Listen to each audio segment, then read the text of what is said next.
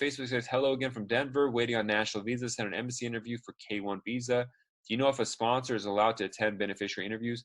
Most of the time, they will not let a sponsor or a petitioner come with the interview. It depends on the embassy. Most times they don't.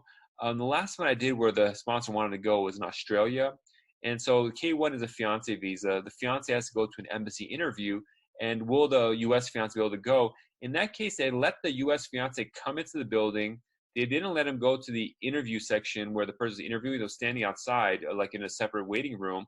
But the officer got interested and asked the guy to come. He came to the window, asked a question, and left.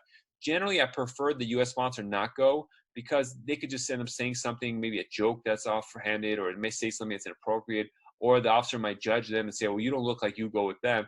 It just opens the box up for more problems. So as an attorney, I would not recommend going to the interview. Just let the beneficiary go. Their officers are used to seeing, the fiance visa person alone.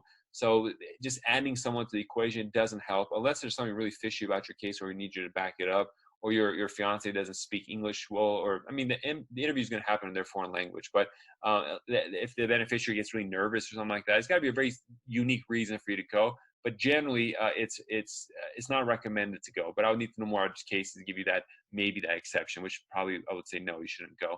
But that's the situation with that.